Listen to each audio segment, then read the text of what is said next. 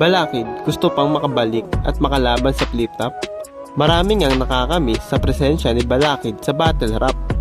Nakilala naman natin siya bilang game changer sa Flip Top.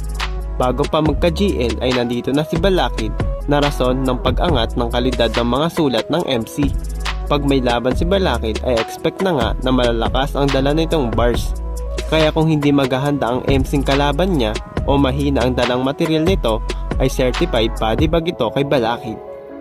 6 years ago na nga noong nakita natin lumaban si Balakid sa entablado ng Flip Top. Sa Ahon 10, ang naging last battle niya nga ay versus kay Pukuda. Sa mga huling laban nga ni Balakid ay makikitang madalas itong magkalat at makalimot ng kanyang mga dalang bara.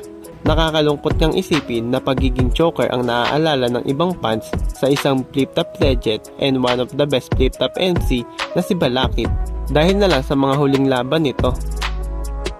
Sa recent review nga ni Jonah sa laban ni Bitram at EJ Power ay sinabi nito na nakausap niya si Balakid at sinabi na gustong makalaban at makabalik ulit na Balakid sa Flip Top. Hindi man ngayon pero naghihintay siya ng tamang panahon kung kailan siya ready na sumabak ulit sa entablado. Pero yun, hindi alam ko, hindi ko pinagtatanggol si Allen ha, hindi ko pinagtatanggol si Balakid. Pero hindi siya pumasok sa radar ko kasi may kasama ko si Balakid kagabi. Oo, kasama kami sa isang event. Ako, si MR Industria, si Balakid, si Kelsaito. Tangin ang laki na ni Balakid. Ito nakalaki, taba na. Basta kausap ko siya. Ganda na napag-usapan namin na may ano pa rin siya, may apoy pa rin. Abangan nyo, pukin ang ina. Igil siya ngayon. Gusto niya pa rin. Tinanong ko siya sir. Kaya pa eh. Alam ko, tatatlo pa ako bago mag-rep. So, may mga binanggit siyang gusto niya mga laban.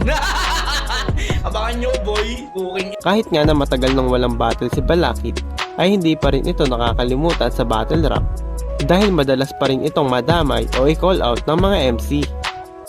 Tama! Kaya Balakid ito na ang laro! Pinalakas ang anyo! At panoorin mo kung kunin yung dapat para sa'yo!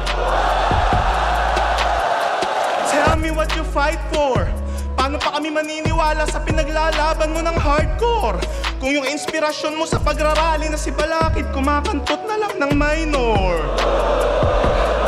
Dinamay ko na anak niya! Nilagay ko sa panganib! Talagang tumira ng bata! Parang si Balakid! Sa mga huling battle nga ni Balakid, ay mismong kalaban niya na lang ang umaasa na wag mag-choke at ibalik niya yung dating Balakid na kung lumaban ay Matic Classic. Tug na! Ako ang Balakid na pwede mong tapakan para sa entablado, muli kang makasampa. Oo, Balakid! Ako magiging Balakid sa pagriretiro mo, Balakid, para yung dating Balakid mapanood lang ulit nila. Kaya ngayong gabi, di na ako umaasa na ako pa ay manalo. Basta ibalik mo lang yung Balakid na malakas pangako. Masaya na kung matatalo.